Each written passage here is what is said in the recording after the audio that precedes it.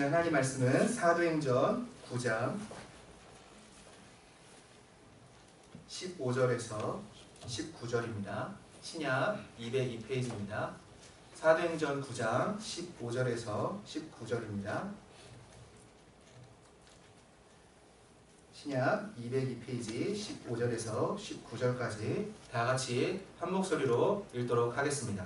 주께서 이르시되 가라, 이 사람은 내 이름을 이방인과 임금들과 이스라엘 자손들에게 전하기 위하여 택한 나의 그릇이라. 그가 내 이름을 위하여 얼마나 고난을 받아야 할 것을 내가 그에게 보이리라 하시니, 아나니아가 떠나 그 집에 들어가서 그에게 안수하여 이르되, 형제 사울아, 주 곧 내가 오는 길에서 나타나셨던 예수께서 나를 보내어 너를 보게 하시고 성령으로 충만하게 하신다 하니, 즉시 사울의 눈에서 비늘 같은 것이 벗어져 다시 보게 된지라. 일어나 세례를 받고 음식을 먹음에 강건하여지니라. 사울이 다메섹에 있는 제자들과 함께 며칠 있을세. 아멘. 예단 목장 나와주셔서 찬양하겠습니다.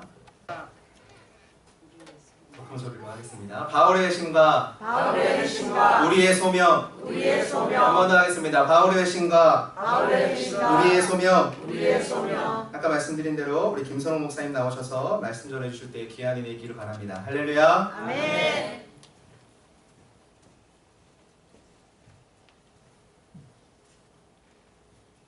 자, 작년에 갈라디아서 함께 나눌 시간이 한 4월에서 6월이었던가요? 벌써 1년이 넘었습니다. 이렇게 만나서 반갑습니다. 잠깐 기도하고 말씀 듣겠습니다. 하나님, 참으로 감사합니다. 세상에서 방황하지 않고 하나님을 예배하는 자리로 나오게 하시니 참으로 감사합니다. 우리들의 흩어진 마음을 한 곳에 모아주시고 살아계신 하나님의 임재 앞으로 나아가는 복된 이 자리가 되게 하옵소서. 선포되어지는 말씀 속에서 주의 영광과 우리들이 나아갈 방향을 발견하는 복된 시간이 되게 하옵소서. 예수님의 이름으로 감사하며 기도드립니다. 아멘. 오늘 저희가 잠깐 봉독했던 사도행전 9장 그리고 22장, 26장은 사울이 바울이 된 유명한 바울의 회심장입니다. 바울은 어떤 사람이었던가요? 바울은 가장 늦게 사도로 조인했던 늦깎이 사도였죠. 그러나 신약 성경의 27권 중에서 10서너 반 이상을 기록했던 사도였어요. 그리고 세계 선교를 아시아와 동유럽과 서유럽에 이르기까지 모든 1세기 초대교회의 이방 선교를 담당했던 위대한 이방인 사도였죠. 신약 성경에 한 15개에서 20개가 채 되지 않는 신약교회의 10개 중에서 8개 이상을 9개 이상을 개척했던 위대한 사도 바울. 과연 그분은 어떤 분이었을까? 오늘 다메섹에서 예수님을 만나기 전에 바울은 어떤 사람이었던가요? 그는 교회를 찬해하던 나쁜 사람이었어요. 주의 백성과 교회들이 어느 곳에 있든지 간에 주의 성도들이 있는 곳이라면 찾아가서 그를 잡아다가 옥에 쳐넣었던 굉장히 위험했던 그런 유대교의 광신자요 폭도였다는 것입니다. 이것은 바울 자신의 디모데전서의 고백을 통해서도 우리가 잘 아는 바입니다. 그런데 과연 그런 사람이 어떻게 예수 그리스도의 복음을 증거하는 그런 위대한 사도가 될 수 있었을까? 그런 예수님을 만나기 이전과 만난 이후의 삶이 거의 어떤 혁명적인 그런 변화가 바울의 삶 속에 일어났습니다.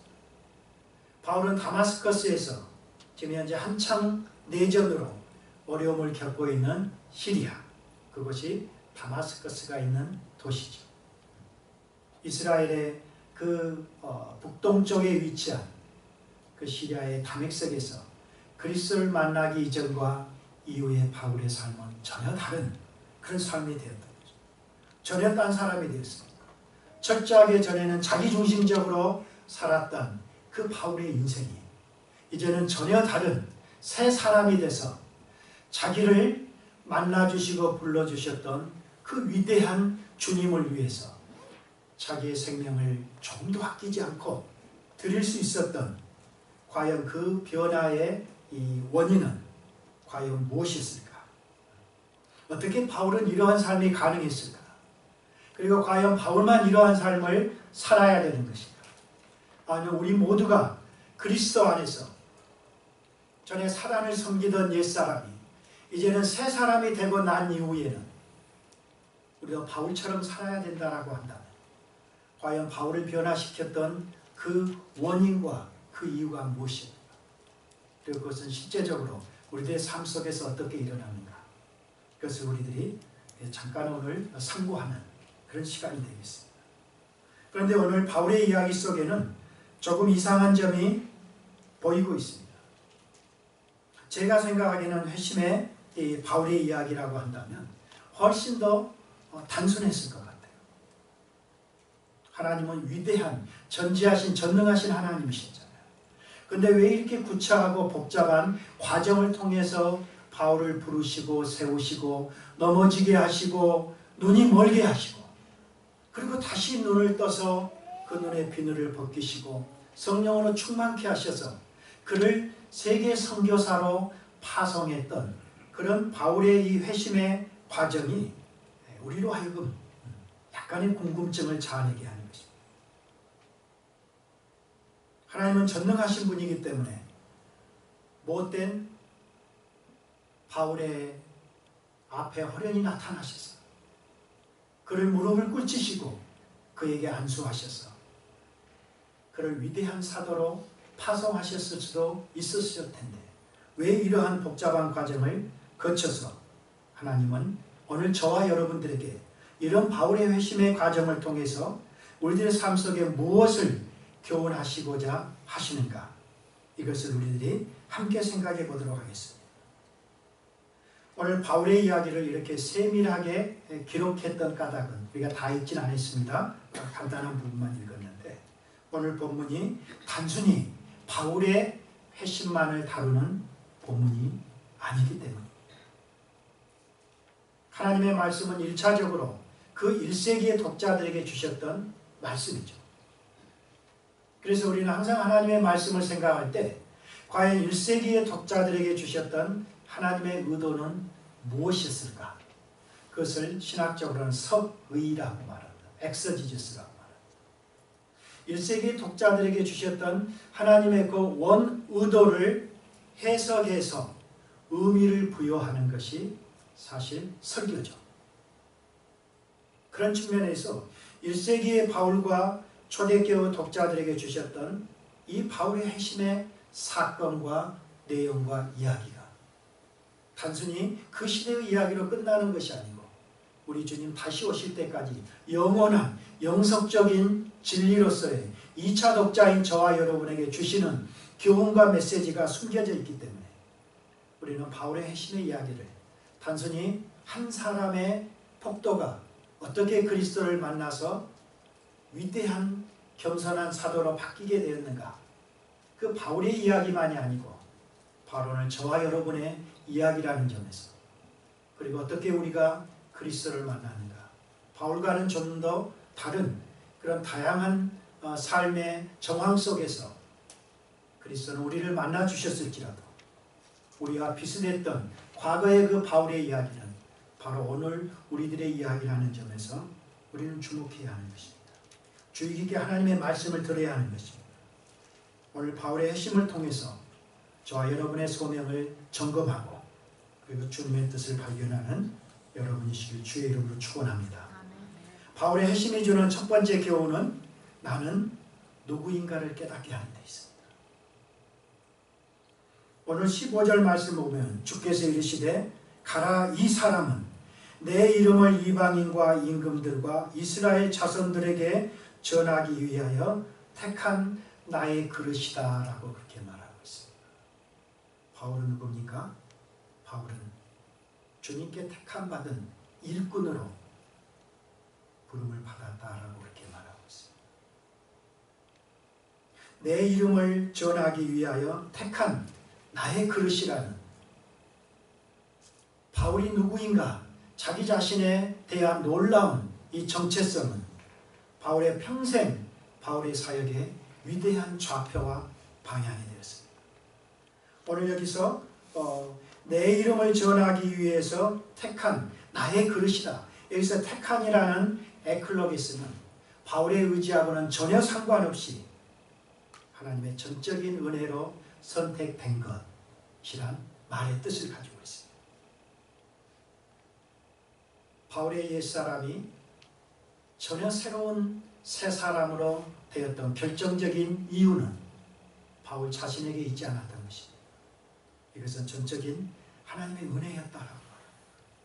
갈라디아서에서도 모태로부터 나를 택정하신 하나님의 은혜가 나를 이방인의 사도로 세우시고 부르셨다라고 말하고 있습니다. 은혜는 절대로 저와 여러분에게 없는 것입니다. 그래서 성경은 하나님과 그 아들 예수 그리스도의 은혜와 평강의 안부를 묻는 것이 바울의 인사의 대표적인 특성이에요. 항상 그 은혜는 내가 목사님의 설교를 듣고 은혜 받았습니다 이렇게 말할 때는 그 단순히 어떤 감정적인 어떤 도전과 자극을 받았다는 얘기가 아니죠. 우리가 은혜를 받았다는 얘기는 내가 그리스도가 어떤 분이신가, 나를 구원하신 그분이 어떠한 위대한 사역을 행하셨는가, 그리고 바로 구체적인 그 그리스도의 그 구원의 사건이 오늘 내 삶 속에서 어떤 도전과 자극과 깨달음과 책망과 도전과 교훈이 되셨는가를 우리가 인지할 때, 인식할 때, 그것을 바꾸고 갈 때 성경은 그것이 은혜를 받은 것 그렇게 말하는 것입니다. 은혜는 철저하게 저와 여러분들에게, 죄인들에게 속한 것이 아닌, 이 세상에 있는 것이 아닌 전적으로 하늘로부터 하나님께 속한 주권적인 것이기 때문에 우리는 이 은혜가 바울에게 어떻게 나타나는가를 살펴보아야 하는 것입니다. 은혜를 받기 이전에 바울의 모습은 철저하게 자기중심적인 사람이었습니다. 바울은 아주 완고했던 고집불통의 사람이었습니다. 바리새인 중에 바리새인이요 히브리인 중에 히브리인이었습니다. 자기가 믿던 하나님, 그 하나님만이 참된 하나님으로 믿고 있었습니다. 과거의 구약의 전통 속에서 하나님은 다윗의 후손을 통해서 메시아를 이 땅에 보내셔서 그 메시아를 통해서 온 인류를 구속하겠다던 그 약속과 언약의 하나님을 아전인수격으로 자기중심적으로 율법적인 하나님으로 믿고 의지하고 주장했던 그런 아주 완고한 교만했던 바울이었습니다. 그래서 그런 하나님을 대적했습니다. 주님을 핍박했습니다. 주여 당신은 누구시오니까? 바울이 그런 질문을 하잖아요. 그때 네가 핍박하는 나사렛 예수다 그렇게 말하죠. 근데 바울은 한 번도 예수님을 본 적이 없잖아요. 그렇다고 한다면 주님은 주님의 백성들을, 주의 교회를 박해하고 핍박한 것, 그것을 주님 자신을 박해한 것으로 주님은 해석하고 간주하시는 거죠. 사랑하는 성도 여러분, 우리가 교회를 섬길 때, 우리가 교회를 위해서 수고하는 것, 우리의 불편을 감수하는 것, 우리의 은사를 드리는 것, 이것은 누구를 위해서 하는 것이라고요? 주님을 위해서 하는 것입니다. 아무리 이웃에 있는 연약한 교회라 할지라도 그 교회를 손가락질하고 핍박하고 폄하하는 것, 그것은 주님을 욕하는 것입니다. 어차피 이 땅에 완전한 교회는 없어요. 네. 그리고 그 완전한 교회 여러분이 절대 가시면 안 돼요. 찾더라도 가는 순간 깨지니까요. 네. 완전히 깨지는 거죠. 불완전한 우리들이. 그렇기 때문에 이 땅에 있는 불완전한 교회 속에서 그 불완전한 우리들의 삶 속에서 역사하시는 하나님의 은혜가 저와 여러분들의 소망이기 때문에 우리는 이 땅을 믿음으로 감사함으로 나아갈 수 있는 거예요. 바울은 철저하게 교회를 박해했던 그런 율법 아래서 자기중심적으로 하나님을 믿었던 완고한 사람이었어요. 철저하게 바울을 속박했던 것은 율법이었고 죄였어요. 그러나 죄로부터 해방시키는 것은 은혜라는 것을, 그가 진정으로 자기 자신이 누구인가, 자기 자신의 정체성을 담액색에서 깨달을 수 있었던 그 원인은 바로 하나님의 은혜가 그를 바꿔주셨습니다. 바울의 교만과 편견과 자기중심성이라는 그 억세로부터, 굴레로부터 바울을 해방시킬 수 있었던, 바울로 하여금 이기고 그것을 깨치고 나와서 위대한 그 주의 소명에 따라서 살도록 할 수 있었던 것은 하나님의 은혜였습니다. 그 은혜가 어떻게 무지하고 교만했던 바울에게 나타났습니까? 그런 바울을 알고도 주님은 그 바울의 죄를 용서하시기 위해서 십자가에서 돌아가셨습니다. 그리고 그 십자가의 구속 이후에, 부활하신 이후에 만유를 통치하셨던 그 주님이 다메섹 도상에서 교회를 박해하고 핍박하고 잔해하던 그 바울을 다메섹 도상까지 찾아가시는 하나님, 가장 치열한 그 죄악의 현장 속에서도 주님은 자기 백성을 위해서 견디시고 인내하시고 그가 돌아오도록까지, 돌아오지 않을 때는 그를 찾아가시는 하나님, 그것이 바울에게 은혜였어요. 이것이 저와 여러분의 삶 속에서 우리가 이 땅을 살아갈 때 우리로 하여금 소망이 있게 하는, 이것은 전적으로 이 땅에 속한 것이 아닌 하늘에 속한, 성령께 속한, 오직 성삼위 하나님께만 속한 은혜이기 때문에 우리는 교회 안에서 드리는 찬송과 예배와 기도와 이 함께 나눔과 이 교제가 얼마나 소중한 것이고 우리의 영혼을 살리는 생명인가를 우리는 깨달아야 합니다. 그리고 주님은 그런 바울을 향해서 윽박지르지 않으셨어요. 찬란한 정오의 빛으로 그리고 부드러운 소리로 바울에게 자기 자신을 계시하시고 하나님은 그를 전혀 새로운 새 사람으로 만들어 가셨어요. 그래서 바울은 그 주님의 사랑과 은혜를 생각할 때마다 그 은혜를 감당할 수 없었어요. 다 같은 죄인을 불러주시고 인내하시고 참으시고 그리고 내가 무엇이간데 그 위대한 이방인의 선교적 사명을 주께서 맡기셨다. 그래서 나는 죄인 중에 괴수다. 나는 모든 사도 중에 지극히 작은 자다. 나의 나된 것은 하나님의 은혜가 아니고서는 도무지 나 같은 것을 하나님의 그 위대한 사도로 불렀다는 것을 바울은 설명하지 못하죠. 그래서 바울의 이상한 것은 바울이 자기 자신을 사도로 부르신 그 사도의 직분을 로마서 1장 5절에서는 재밌게 표현하죠. 은혜와 사도의 직분. 그렇게 표현하고 있어요. 자기 자신의 이 보낸 자의, 이 보냄을 받은 자의 그 직분이 바로 은혜로, 은혜가 아니고서는 설명되어질 수 없었던 그런 사건이었기 때문에 바울은 그렇게 말하는 것입니다. 하나님의 택한 그릇에 대한 거룩한 정체성, 이것은 저와 여러분에게도 동일한 은혜와 능력을 주는 것입니다. 우리가 이 땅을 이름 없는 흩어진 나그네로 이 땅을 살아갈지라도 우리가 하나님의 소유된 백성이라는 것, 우리가 그리스도의 것이라는 것, 우리가 비록 오늘 죽는 한이 있다 할지라도 영원한 세계가 기다리고 있다는 것. 저는 죽었다 살아났잖아요. 제가 직장암 3기로 모든 걸 내려놓고 교회 사임하고 2013년 암 투병 생활을 했습니다. 과거에 계신 우리 어르신들은 다 아실 거예요.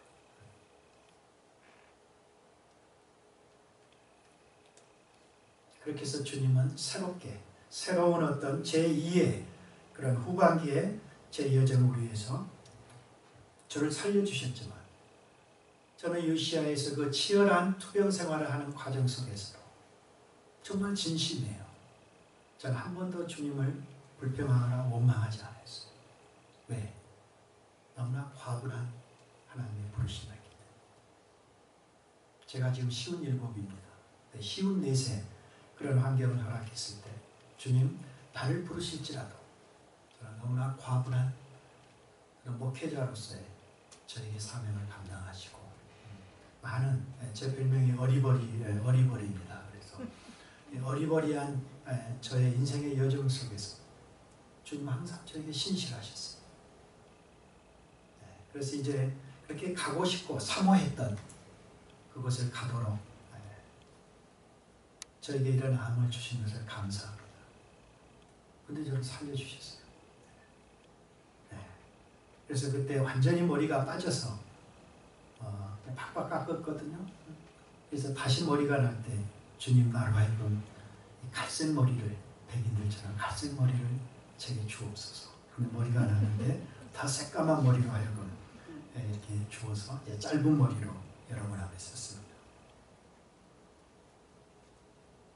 우리 신자의 정체성은 이름 없는 그 무명의 방랑자가 아니죠. 우리가 비록 이 땅에 흩어진 나그네로 이름 없는 무명의 나그네로 이 땅을 살아갈지라도 우리는 방랑자가 아니고 우리는 순례자죠. 방랑자는 정처 없이 구름에 달가듯이 가는 나그네가 방랑하죠. 그러나 저와 여러분은 분명한 정처가 있고 목표가 있는, 정체성 있는, 우리가 나온 그 본향을 향해서 가는 목표와 그 지향점이 있는 분명한 그런 신적 정체성을 가진 백성으로서 이 땅을 살아가야 합니다. 경제가 어렵다고 해서, 이 세상에 이민자의 삶이 어렵다고 해서, 생활이 어려워서, 돈이 없어서 어려운 게 아니잖아요. 주님이 어떻게 십자가 위에서 저와 여러분을 위해서 어떤 일을 행하십니까? 그리고 그 구속과 그 부활의 사건이 영원한 우리의 생명을 보장하는 것이라면, 잠시 사는 이 땅에서 당하는 어려움 때문에 우리는 어떻게 해야 돼요? 더욱 기뻐해야 돼요. 더욱 즐거워해야 돼요. 제대 말년에 어때요? 거꾸로 매달아도 3개월은 국방부 시기는 간다. 우리에게 그런 옛날 얘기가 있는데요. 우리가 어차피 살아야 100세, 120세 말하지만 그때까지 사신다 할지라도, 그리고 영원한 그 생명의 시간에 비하면 찰나잖아요. 우리 권사님 60세, 70세, 우리 장로님 그렇게 되시면 한 50년 사시면 많이 사실 수 있잖아요. 그러나 그 50년의 그 정체성이 우리의 영원한 세계를 결정한다면, 우리 젊은이들은 20살든 한 100세, 우리 아까 우리 덕원이라 했던가요? 우리 꼬마는 앞으로 한 200세를 산다 할지라도 그것이 영원한 그 세계와 비교하면 아무것도 아니죠. 그래서 주님은 이 땅에 사시면서 철저하게 그런 순례자의 정체성을 가지고 이 땅을 살아가는 것. 겉으로 보기에는 세상 사람과 우리는 아무런 차이가 없어요. 그러나 우리 안에 내모는 분명히 달라야죠. 우리는 전혀 새 사람이 된 바울의 다메섹에, 다마스커스의 영적 체험을 했던 자들. 그 자리가 어떤 삶의 자리든지 간에 우리는 각자의 환경과 여건과 시간 속에서 주님은 여러분의 삶 속에 브레이크스루해서 여러분의 삶을 전혀 역전시켜 주셨던 그런 삶의 경험을 가지고 있는 것입니다. 그래서 우리는 이 땅을 살아갈 때 우리가 가야 할 본향과 목표를 지닌 하나님의 자녀와 하나님의 소유된 백성이라는 그 정체성을 가지고 이 힘든 이민 생활을, 돈이 없어서 생활이 어려워서가 아니라 바로 이 은혜가 우리의 삶을 붙잡지 못하기 때문에 우리들의 삶이 어렵다는 것을 깨닫고 우리가 더욱더 힘있게 우리 자신의 그리스도 안에서 부르신 그 은혜의 정체성을 회복하는 여러분들이시기를 바랍니다. 오늘 둘째로 바울의 핵심이 주는 교훈은 나는 누구인가라는 하나님의 소유된 정체성을 뛰어넘어서 우리가 무엇을 할 것인가라는 거룩한 사명으로 우리를 인도합니다. 오늘 15절 말씀을 보면 가라 내 이름을 전하기 위해서 택한 나의 그릇이다. 그렇게 말하면서 구체적으로 명시적으로 바울이 무엇을 위한 구별된 주님의 그릇인가를 주님의 도구인가를 설명하고 있죠. 무엇을 위해서? 이방인과 임금들과 그리고 이스라엘 자손 유대인들을 위한 택한 나의 그릇이다. 이렇게 주님은 설명하고 있어요.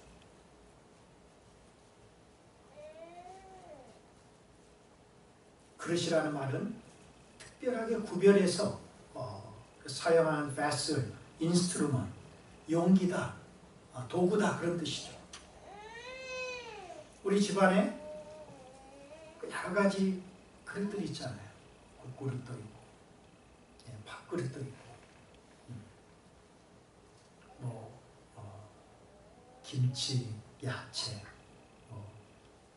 된장 그릇까지 포함해서 다양한 그릇들이 우리 집안에 있는 것처럼 저와 여러분을 부르실 때는 교회로 부르실 때 주님은 우리 각자의 은사에 맞게끔 우리 역할을 주시는 것이죠. 각각의 도구들은 각각의 직무가 있는 거예요. 자기의 역할이 있는 거예요. 우리는 그리스도의 몸이에요. 우리가 소망장로교회라는 이 그리스도의 몸된 지체라고 한다면 우리는 어떠한 사람일지라도 외회된 역할이 없는 거예요. 그래서 우리는 그것이 무엇이든지 간에 그것을 신실하게 감당할 수 있어요. 감사함으로 불평하지 않고 감당해요. 바로 이 교회를 건축한다. 이것은 성장의 개념으로 건물을 올리는 것을 성장의 개념으로 쓰지 않죠. 성경에서 성장의 개념은 우리들의 새 생명이 성도들이 영적으로 자라가는 것을 말하는 것이죠. 그죠? 그래서 우리가 교회 안에서 우리들의 역할은 한 사람도 외의적인 사람이 있을 수 없어요. 내게 주신 은사가 무엇인가를 잘 생각하면서 우리는 교회를 위해서 성실하게 섬기는 것, 그것이 바로 우리를 부르신 주님을 위한 섬김이라고 말할 수 있을 것이죠. 바울의 위대한 직무는 이방인의 사도로서의 부름이었어요. 그런데 특별하게 바울은 길리기아 다섯 출신으로 로마의 시민권자로서 일찍이 가말리엘 문화에서 위대한 그 힐렐의 손자인 그 가말리엘의 율법 이 학자의 그 학풍을 이어받았던 아주 굉장히 탁월한 이런 유망한 그런 율법 선생이었죠. 그리고 헬라어에 능통했었죠. 그래서 특별하게 바울의 직무는 임금들에게 복음을 전할 그런 특별한 책임이 주어지죠. 로마의 통치자들. 그래서 계속해서 20장 이하의 1, 3차 전도행을 끝나고 예루살렘에서 붙잡혀서 가이사로 가기까지 2개월 동안에 계속해서 천부장 앞에서 산헤드린 공회 앞에서 벨리스 총독 앞에서 아그리빠 왕 앞에서 계속해서 이 복음을 증거하면서 장차 사도행전 28장에 로마에 들어가기까지 로마의 황제 누구였죠? 그때 네로 황제. 네로 황제에게 자기 자신의 옳고 그름을 어필하기까지 바울은 그 위대한 지도자들 앞에서 그들을 복음으로 인도했던 그런 역할을 감당했어요. 주셨어요. 그리고 특별히 이방인들 뿐만 아니라 이스라엘 자손들에게도 유대인들에게도 바울의 1차적인 직무는 이방인 선교를 위한 부르심이었어요. 그러나 그 이방인 선교라고 해서 모든 유대인이나 그 외의 것을 무시한 것이 아니라 그것을 내포한 포괄한 그런 직무였다는 것이죠. 사랑하는 성도 여러분, 우리들의 그런 교회 생활 속에서 우리들의 신앙 생활 속에서 우리들의 역할이 우리들의 사명이 명료하지 못할 때 우리는 항상 어디로 가야 돼요? 우리는 그리스도를 만났던 그 십자가 아래로 다시 돌아가야 돼요. 그래서 그곳에 무릎을 꿇고 주님이 무슨 일을 위해서 나를 부르셨는가, 항상 우리는 그 사명을 회복하기 위해서 그 소명의 자리로, 우리를 부르셨던 그 자리로 나아가요. 그리고 흔들림이 없어요. 종으로 부르심을 받고 그 일을 위해서 부르심을 받았는데, 갈짓자 걷는 인생의 여정은 세상 사람들에게 있을 수 있지 몰라도 우리 성도들에게는 그런 여정이 있어서는 안 되죠. 때로는 약간의 그런 탈성과 잘못과 연약함이 있을 수 있지 몰라도, 그러나 크게 보기에는 그런 한길, 뚜렷한 방랑자가 아닌 그런 순례자의 그런 나그네 정체성을 가지고 이 땅을 살아간다. 오늘 바울처럼 위대한 소명을 감당할 수 있었어요.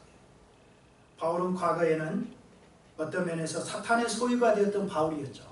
자기중심적으로 하나님을 대적했기 때문에, 그가 비록 하나님의 율법 아래 있을지라도 자기 자신의 노력과 자기 자신의 의의를 주장했던 그런 바울이 전혀 새로운 사람으로 바뀌면서는 이제는 은혜로 그리스도의 소유된 새로운 이 정체성은 바로 바울의 소속이 바뀐 것을 말하는 것입니다. 그래서 구원에 있어서 굉장히 중요한 부분은 바울이 골로새서 1장 13절 14절에서 말한 것처럼 어둠의 나라에서, 흑암의 나라에서 그 아들의 사랑의 나라로 옮겨진 것, 이것이 곧 구속, redemption, 죄사함이다. 우리의 구속과 우리의 구원과 죄사함은 사탄의 지배에서 그리스도의 지배로, 어둠의 나라에서 빛의 나라로, 죽음이 충만한 이 세상에서 생명이 충만한 영원한 생명의 나라로 옮겨진 상태, 그것이 구원이다. 성경은 그렇게 말하고 있어요.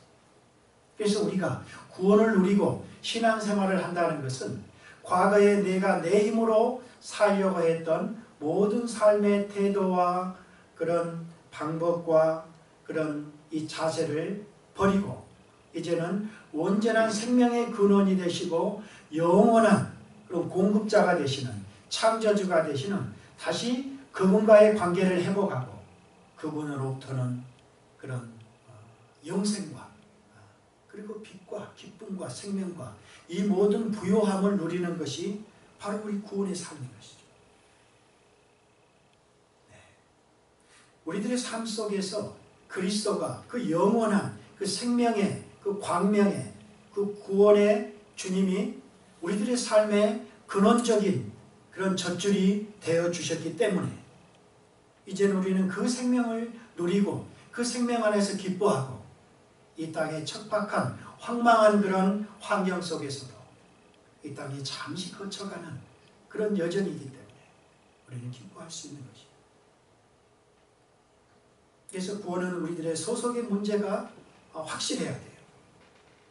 우리가 누구에게 헌신하느냐, 이것이 저와 여러분의 소속을 결정합니다. 과거에는 내 중심적으로 내 마음대로 살았습니다. 그러나 그리스도를 내 인생의 주인으로 모셔드리고 그분을 내 신랑으로, 내 왕으로 모셔드린, 우리가 그분을 주님으로 모셔드렸다고 한다면 뒤집어 보면 우리는 그분의 소속된 종이라는 뜻이죠. 그럼 우리는 그분의 말을 들어야 되죠. 그분의 음성에 청종해야 되죠. 밭으로 가라면 밭으로 가고 논으로 가라면 논으로 가야 되죠. 밭으로 가라고 하는데 별로 그게 불합리해 보여. 논으로 간다면 어떻게 되겠어요? 다시 옛 생활적인 내가 주인이 된 그런 인생을 사는 것이라고 말할 수 있는 것이죠. 오늘 바울은 자기 자신이 그리스도께 소유된 은혜로 선택된 구별된 그릇이라는 그 정체성은, 그 의식은 자기가 이제 그분의 부르심을 따라 사는 것이 합당한 삶이라는 것을 깨닫게 되는 그런 삶으로 바뀐 것입니다. 덴마크의 실존주의 철학자인 키에르케고르, 우리가 한때 젊은이들이라면 죽음에 이르는 병, 그런 책을 들고 다녔던 때가 있을 것이고, 샤르트르, 니체, 그런 사람들은 무신론적인 실존주의자죠. 키에르케고르는 철저하게 기독교의, 개신교의 그런 실존주의 철학자였습니다. 그에게 있어서 죽음에 이르는 병은 절망이죠. 절망은 모든 이 땅의 소망을 빼앗아가요. 그러나 키에르케고르에 있어서 그 절망이란 또 다른 새로운 삶을 맞이할 수 있는 기회다, 그렇게 말하고 있어요. 그래서 바로 그 기회가 바로 우리의 윤리적인 노력이나 이 땅에 속한 쾌락적인 그런 모든 걸 추구한다고 해서 도달할 수 있는 것이 아니다. 그 죽음을, 그 절망을 극복할 수 있는 것이 아니다라고 말하죠. 키에르케고르가 제시하는 것은 그런 절대자 앞에 단독자로 서는 것, 그것이 우리를 승리하게, 절망을 이기는, 죽음을 이기는 결정적인 생약이다, 그렇게 말하고 있어요. 그런데 키에르케고르는 어땠어요? 35세가 돼서야 늦게 주님을 만나게 됩니다. 여러분 한번 생각해 보세요. 그 시대를 풍미했던 그 위대한 무신론자 철학자가 다메섹에서 사울이 그리스도를 만나고 바울이 됐던 그 체험을 35세 때 하게 되죠. 그리고 자신의 어록에 이렇게 기록해요.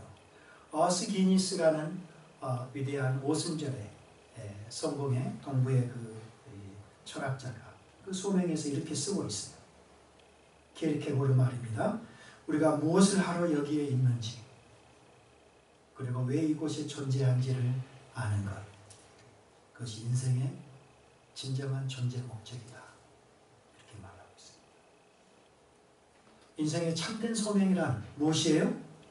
내가 왜 이 땅에 존재하는지 그 이유를 아는 것, 그렇게 키에르케고르는 말하고 있어요.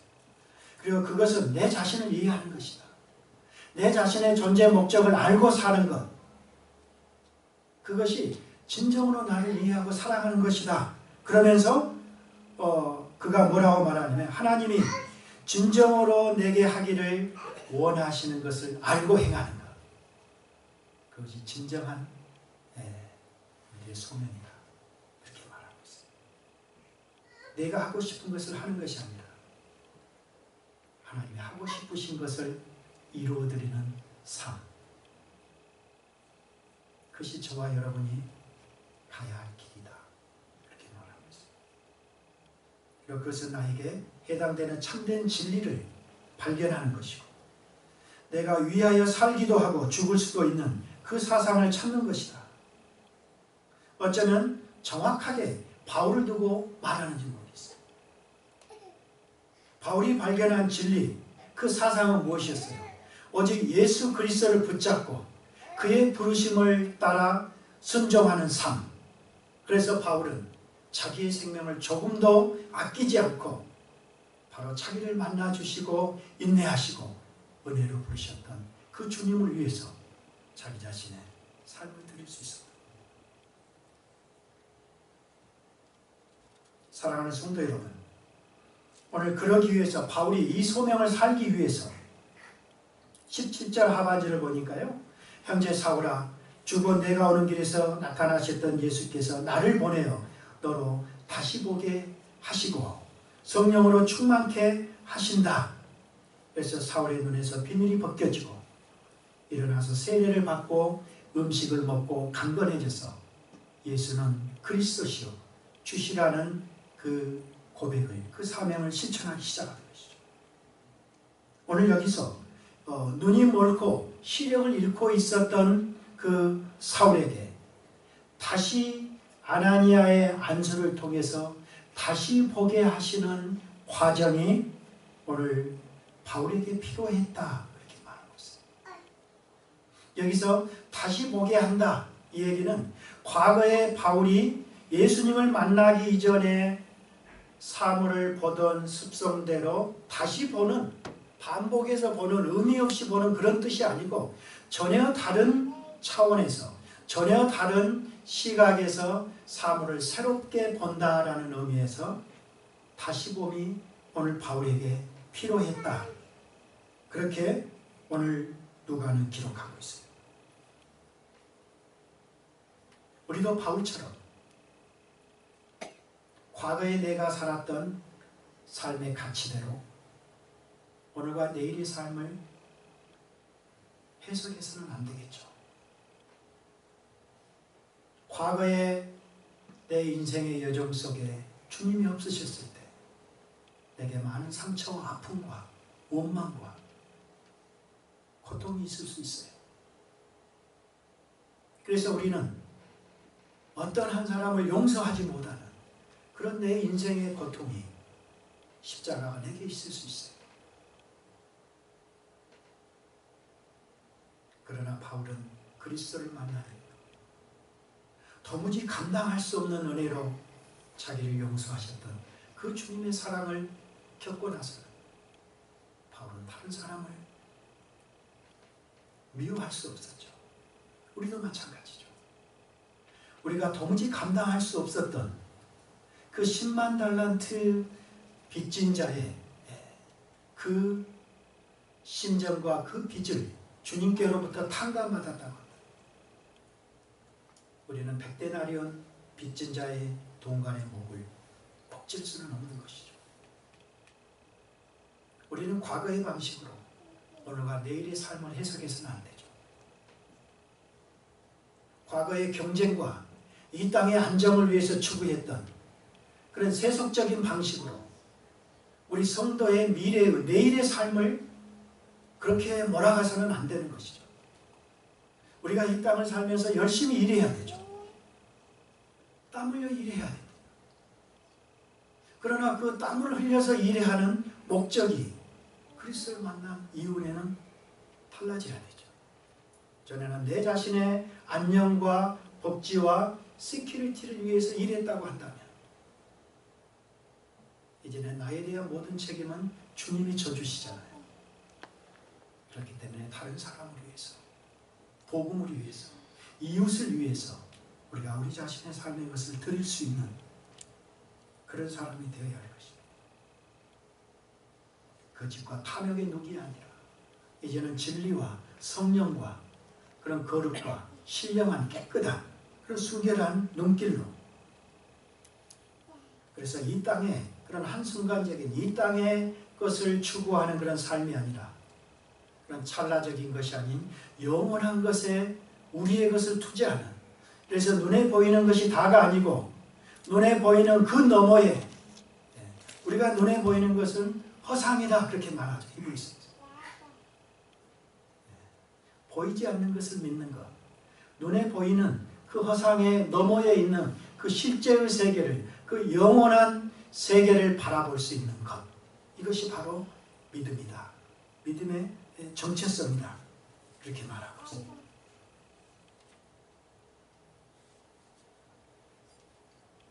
사랑하는 성도 여러분,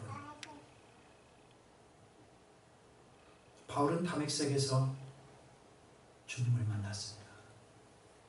우리들의 인생의 여정 속에 주님은 모두 다 찾아오셔서, 모두에게 찾아오셔서 우리 각자의 그런 바울과 같은 다메섹의 체험이 있었을 겁니다. 저에게는 80년 6월 광주 중앙교회 로마서 사경회에서 주님은 저에게 찾아오셨습니다.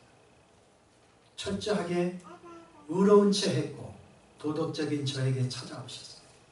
그리고 내가 죄인이라는 사실이 절대로 믿기지 않는 23살 먹은 한 청년에게 주님은 찾아오셔서 내가 얼마나 죄인인가를, 그리고 어떻게 나를 인내하시고 기다려 주셨는가, 주님은 성령을 통해서 은혜로 깨닫게 하셨어요. 그래서 바로 그때부터의 지금까지 삶의 여정은 철저한 은혜의 여정이었어요. 여러분도 여러분의 인생의 여정 속에서 삶의 어려움이나 고통이나 질병이나 가난이나 다양한 그런 고난 속에서 주님이 여러분의 삶 속에 찾아오셔서 여러분의 하늘에 속한 그리스도의 소유라는 것을 가르쳐 주셨다고 한다. 이제는 그 가르침을 따라서 그 부르심을 따라서 신실하게 우리들의 여정을 달려가야 하는 것입니다. 새 사람 된 그 바울이 예수님을 자기 자신의 주인으로 고백했던 것처럼 저와 여러분의 인생의 주인은 예수 그리스도, 나사렛 예수, 바로 그분이시잖아요. 여전히 우리들의 삶 속에 내가 내 삶의 주인이라고 한다면 그 사람은 그리스도인이 아니죠. 성경은 명백합니다. 내가 어떤 일을 결정할 때 내가 무엇을 해야 되는가, 그 중요한 인생의 결정적인 순간에 우리 자신이 그것을 결정한다고 한다면 성경은 단연코 그는 그리스도께 속한 자가 아니다라고 말하고 있습니다. 그렇다고 한다면 그리스도께 속한 우리라고 한다. 우리가 잠시 내가 결정하고 방황할 수 있어요. 그러나 그것을 뉘우치고 주님, 오늘 이 순간에 이 여정에서 이곳에서 내가 무엇을 하기를 원하십니까? 내가 어디로 가기를 향하를 원하십니까? 내가 이 남자를 선택하기를 원합니다. 좀 더 가난하고 어리버리하지만 믿음 있는 이 청년을 내게 주시렵니까? 우리 자매들은 그런 기도를 할 수 있을까요? 내가 원하는 것, 내가 하고 싶은 것이 아닌 주님이 원하시는 것, 주님이 우리를 위해서 예비하신 것, 그것을 하는 것이 복 있는 자의 인생이다. 그렇게 말하고 있습니다. 우리가 증거해야 될 주님은 온 우주를 창조하신 창조주 하나님이십니다. 그 창조주 하나님이 십자가로 오셔서 우리를 구속하시고 그리고 부활 승천하셔서 이제는 만유를 통치하시는 만유의 주인이시고 바로 그분이 재림을 통해서 영원한 심판의 주로 다시 오실 것이라는 이 예수 그리스도가 어떤 분이신가를, 바로 그분이 우리의 주님이시기 때문에 우리는 그 주님을 증거하는 증인으로서의 우리들의 남은 생애를 살아가는 우리 모두가 되기를 주의 이름으로 축원합니다. 아멘. 기도하겠습니다. 하나님, 참으로 감사합니다. 우리가 어떠한 자리에서 어떻게 우리를 하나님의 자녀로 부르셨는지 다시 한번 깨닫기를 원하는 간절한 소원이 우리에게 있습니다. 주님이 우리를 위해서 구원하실 때 무엇을 위해서 부르셨는가를 다시 한번 생각하고 고민하면서 주님의 미쁘신 뜻을 향해서 우리들의 모든 삶을 드리게 하옵소서.